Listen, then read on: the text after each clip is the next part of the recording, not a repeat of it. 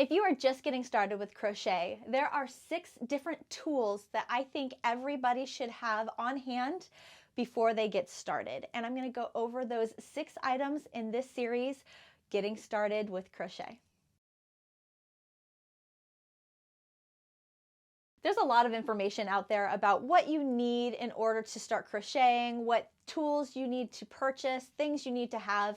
And in my experience, I came down to 6 must-have things that you're going to need if you're going to get started crocheting. And I'm going to go over each individual item in this series, Getting Started with Crochet, just to give you a well-rounded knowledge over every individual item. And then I'm going to give my best recommendation on what item a brand new crocheter should start off with to give them the best results, the most motivational experience, the best experience in crochet to offer, and the least amount of frustration, because that can honestly come with any brand new habit. Is you're learning something new, I want to make sure that you have the best experience possible. So in this series that I'm going to go over, I'm going to explain in depth each of these 6 items. And what are these 6 items?